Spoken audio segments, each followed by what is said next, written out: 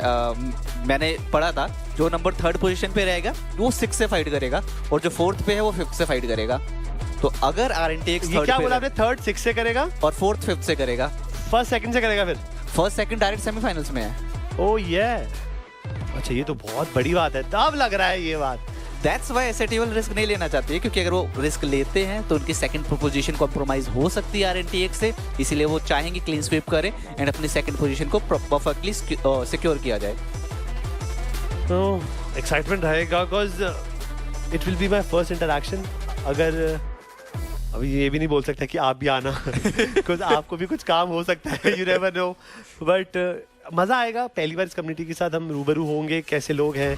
और मुझे पर्सनली लैन इवेंट में सबसे ज़्यादा बढ़िया लगता है मीडिया डे। मीडिया डे में ना मेरे अंदर की जो वो है चंड सहेली, जो बहुत सारे सवाल लेके जा रही है, टीम में क्या चल रहा है, क्या आप ड्राफ्ट ले रहे हो, क्या और कम्युनिकेशन कैसा चल रहा है, प्लानिंग क्या चल रही है, आगे का क्या सीन है, मुझे बड़ा मज़ा आता है जानने में।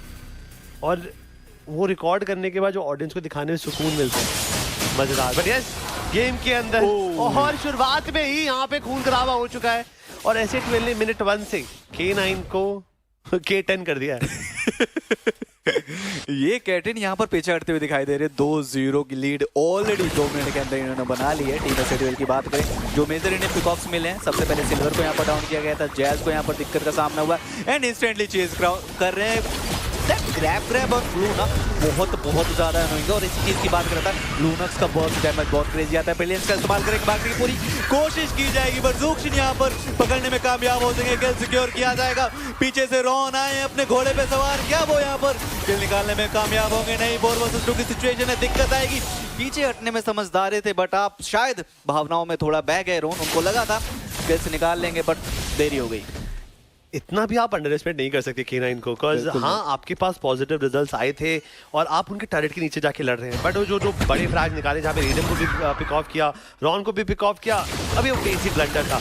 बट इस सिचुएशन के अंदर SATL सबसे मस्ती हो रही है। फनी वैलेंटाइन को डैमेज देने की कोशिश, पर वो 2 डैश इंदर हो, फनी वैलेंटाइन अपने आप को सेफ रीजन में जरूर पहुंचा पाएंगे।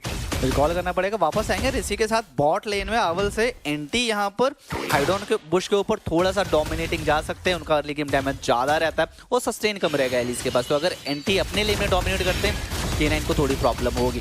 साथ के साथ जो हाइडॉन बुश हैं वो टीम फाइट्स में ज़्यादा पार्टिसिपेट करें, उनको मजबूरन करना पड़ेगा, क्योंकि वो अपनी टीम के लिए एक डैमेज ऑब्जॉर्बर का काम करने वाले, बहुत ज़्यादा डैमेज उनको सोक करना पड़ेगा, तभी उनकी टीम स्किल्स निकालने में कामयाब हो पाएगी। अब उनके पास दूसरा ये भी तो देखना, उनके पास चिप है।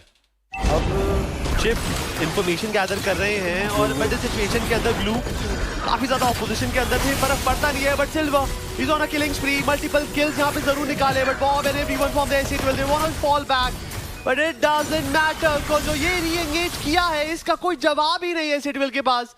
और उन्होंने अपने 4 खिलाड़ी गवा दिए, एंटी, रॉन, बॉब, एपेक्स, अकेले रेडियम है जो इस महफिल का हिस्सा ही नहीं बने, जितना भी बचे वरना उनको भी गेम से बाहर निकाला जाता। K9 ने मोमेंटम उठाया है, टर्टल भी निकाल लिया। अब SATL को बच के रहना पड़ेगा, फूक के कदम रखना पड़ेगा अपना। और इसी फूक के साथ रेडियम टॉप लेन में पहले खेल रहे थे, चुपचाप बॉट लेन की तरफ चले। उन्हें पता था यहाँ पर बार लगातार टर्टल की वजह से घेराबंदी होगी, दिक्कतें बढ़ेंगी, फार्मिंग बहुत ज्यादा अफेक्ट होती है। अगर आप गोल्ड लेनर हैं तो आप जितना हो सके अर्ली गेम फाइट्स अवॉइड करिए, अपने गोल्ड में फोकस कीजिए, क्योंकि बिना बिल्स के आप किसी काम के नहीं रहने वाले हैं। एंड सबसे बड़ी चीज आपने पॉइंट आउट किया था, चिप ने शॉर्टकट ओपन किया। SATL ने उम्मीदें थी कि वहां पर हम आउट नंबर कर जाएंगे, बट उस शॉर्टकट के साथ पूरी की पूरी K9 वहां पर अवतरित हो गई। कहते हैं ना, तथास्तु वाली सिचुएशन हुई और वहां पर बैक टू बैक ट्रिपल मुझे टीम के पास पहुंचा दो, लो पहुंच जाइए, और वही हुआ। SATL पूरा वो एस्टोनिश हो गए थे, वो सरप्राइज फैक्टर था जरूर वहां पे। और यही कुछ एबिलिटीज हैं जो हर एक खिलाड़ी को दूसरे से अलग बनाती हैं। ये चीज चिप को अलग बनाती है। फिर से यहाँ पर रेडियम को डालता भी कुछ आउट किया जाएगा मेगा किल के साथ। एपेक्स आए बट शायद उनको आने की आवश्यकता नहीं थी, उनको भी पकड़ा जाएगा, किल सिक्योर की जाएगी। ग्रैब का इस्तेमाल किया है, बट समय नहीं बचा आपके पास। 9-4 की अंक तालिका 6 मिनट के अंदर। गोल्ड लीड बात करें तो सिर्फ 2000 का फर्क है, बट ये जो किल्स का फर्क है ना, ये आपको कॉन्फिडेंस बूस्ट करता है। और अगेन बॉब यहाँ पकड़े जा सकते हैं। फनी वैलेंटाइन का burst damage brilliance pop out करने पे मजबूर कर दिया। पीछे हटना पड़ेगा, फैंटम स्पीड आएगा, बट उसकी आवश्यकता नहीं थी, आपको पीछे हटना चाहिए था। इसी के साथ चलते बनेंगे रॉन के साथ ज़ूक्शिन, और ज़ूक्शिन के बाद अब दिक्कत बड़ी के पकड़ना चाहेंगे। एंटी कंटिन्यूसली चेस करे, डबल की ले चुके हैं। ये डायरोस यहाँ पर दिक्कत देगा। लेकिन उनको इंस्टेंटली रोका गया। सिल्वर 615 11 की 11 किल्स में पार्टिसिपेशन है Krait, 100% participation by Silver. Silver no doubt काफी बढ़िया खेलते हुए जरूर दिख रहे हैं, बट इस सिचुएशन के अंदर आपने देखा 3 बड़े खिलाड़ी Peekaboo Predator, Jazz and Funny Valentine, मतलब 2 कोर और एक आपका रोमर इस फाइट के अंदर पिक ऑफ हुआ है। और इस पूरी आप क्रेडिट ले सकते हैं डायरोथ के पास, बिकॉज एंटी ने जो स्टेप अप करा, 2 बढ़िया किल निकाले, उसके वजह से SA12 इस फाइट के अंदर प्लस साइड में निकली है। बट अभी भी अगर नेटवर्क की अगर बात करते हैं तो अराउंड 1000-1100 का फर्क रहेगा जरूर, बट कह पाना किसके फेवर में रहेगा मुश्किल रहेगा। बट वो पीकाबू प्रेडेटर वो स्पेक्टेटर बन के रह गए सिचुएशन के अंदर। फनी वैलेंटाइन कोशिश बढ़िया कर रहे हैं, बस उस कोशिश के बलबूते पे रेडियम बॉम्ब हर एक खिलाड़ी को पिक ऑफ किया जा रहा है रावली। पर यहाँ पर कंप्लीट शटडाउन देखने को मिलेगा, वाइप आउट कर दिया है टीम एसएटीएल ने K9 को। जो डोमिनेशन बनाया था, जो लीड बनाई थी, सारी की सारी मिट्टी में मिल गई। आपने एक बहुत अच्छा खासा रिदम बना ली थी भाई, मतलब neck to neck, cut throat, nail biting, आप कैसे भी सिनोनिम यूज कर लें यहाँ पर। बट पीकाबू प्रेडेटर ये खिलाड़ी आसानी से अपना टैलेंट तो गवाने देगा नहीं यहाँ पे। But apex and jazz try अच्छा रहेगा, बट बैकअप में भी प्लेयर्स आ रहे हैं, they have to be careful. जो मैप हमारा फ्लाइंग क्लाउड है, इसका मतलब फास्ट रोटेशन हो सकती है। अगर कोई बेस पे है, वो क्लाउड लेकर जल्दी से उस फाइट का हिस्सा बन जाएगा। बट एपेक्स पूरे टाइम उस कम्युनिकेशन के अंदर है। ये चीज अच्छी बात है कि फाइट कितनी भी इंटेंस हो, प्लेयर्स कम्युनिकेट पूरा करते हैं। टीम एसएटीएल की सबसे अच्छी चीज यही है ना कि उनका आपस का कोऑर्डिनेशन बहुत शानदार है। इंस्टेड ऑफ हैविंग रॉन, जिनको इंग्लिश थोड़ी सी कम समझ आती है because he is from PH, still they are doing really really good. I am not actually from Indonesia, but they are doing really good. और यही चीज टीम एसएटीएल को बाकी टीम से अलग बनाती है। साथ के साथ अभी अगर डायरोथ इसी तरह चलते रहे ना क्रैट, जैसे उन्होंने लास्ट टीम फाइट में अच्छा खासा आउटपुट निकाल के दिया था, सेम चीज अगर चलती रही तो K9 को पीछे हटना पड़ेगा। एंड जो लास्ट की टीम फाइट हुई थी, टेक्निकल की वजह, ग्लिच की वजह से हम नहीं देख पाए थे, वहां पर K9 ने अपर हैंड निकाला है। 14-12 हो चुके, पहले 11-10 थे। सिचुएशन नेटवर्क की अगर बात करें, 300 गोल का फर्क है, ज्यादा फर्क पड़ता नहीं है। Depend how you initiate the gang, कौन पहला किल निकाल कर अपनी टीम के लिए अपर हैंड लेता है। और काफी लंबा अरसा हो गया है, मेरे ख्याल से एग्जैक्टली 3-4 मिनट हो चुके हैं। चिप का जलवा थोड़ा सा कम लग रहा है, वरना पिछले कुछ टाइम के अंदर चिप ने तो जो गैंग्स करवाए थे, रेडियम का जीना दुश्वार हो गया था।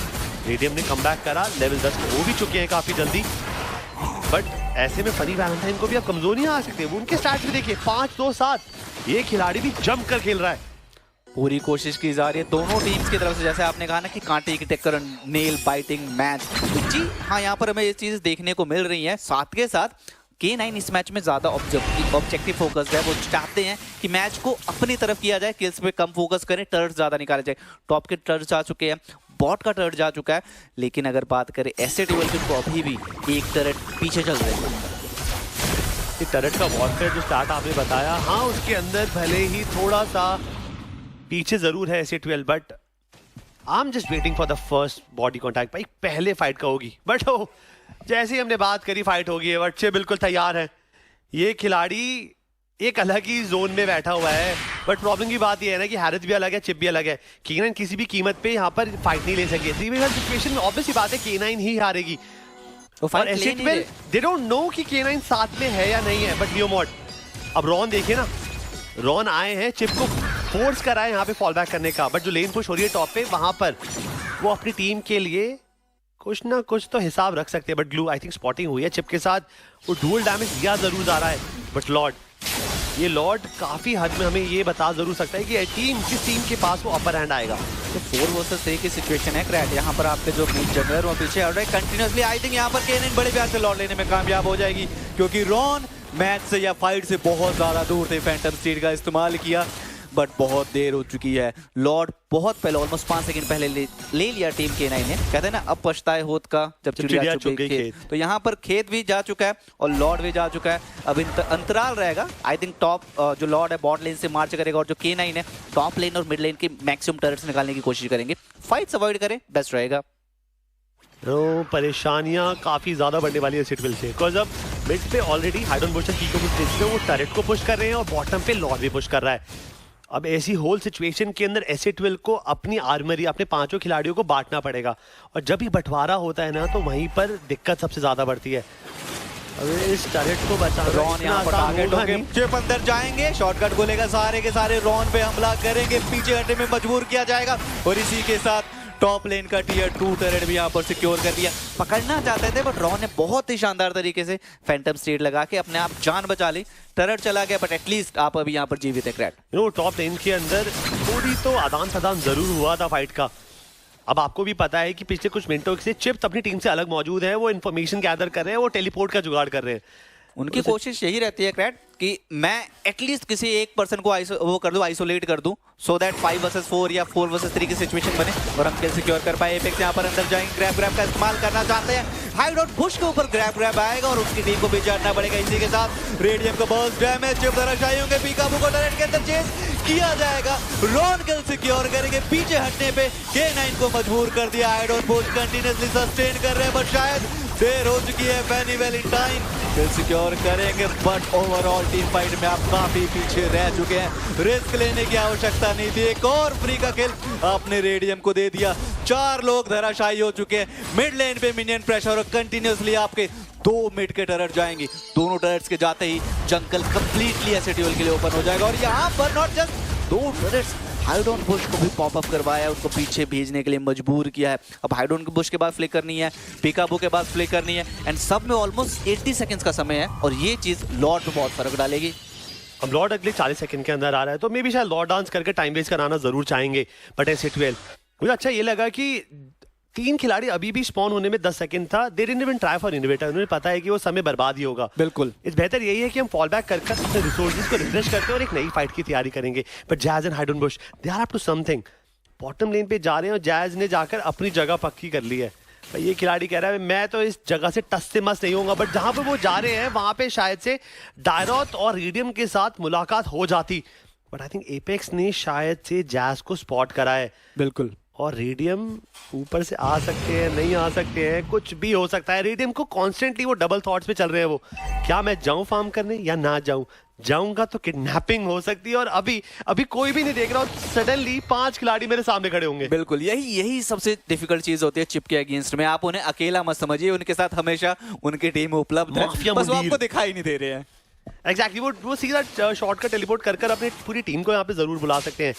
पर थोड़ी देर पहले हमने देखा था कि जो लॉर्ड था वो K9 के सिल्वर ने निकाला था और S12 ने दोनों डिपार्टमेंट्स के अंदर लॉर्ड को भी डिसेबल करा, K9 के भी मल्टीपल किल्स निकाले थे, उन्होंने चीज़ों को संभाल लिया।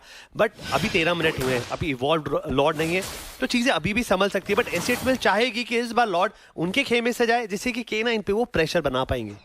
बिल्कुल एंड मुझे एक चीज़ नहीं समझ आ रही है, आपको पूरे प्लेयर्स का विजन मिल चुका है, S12 ने सबने अपना अपना फेस दिखा दिया, स्टिल चिप वहीं पर बैठे हुए काफी देर से उन्होंने बिल्कुल मूवमेंट नहीं किया और इसी के साथ यहाँ पर अगेन टीम फाइट स्टार्ट होगी।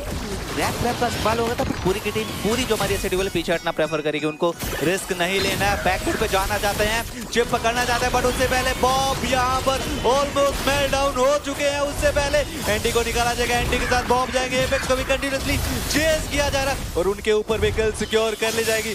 बॉट लेन से मिनियन प्रेशर है, 5 वर्सेस 4 की सिचुएशन है और आप लॉर्ड पे कंटेस्ट नहीं कर सकते, सिक्योर जाना पड़ेगा, बैकफुट पे खेलना पड़ेगा। आप तो कहते फ्लिकर लॉर्ड पे दिक्कत देगा, फ्लिकर के बिना यहाँ पर K9 ने S12 के ऊपर एक पोचा सा लगा दिया है।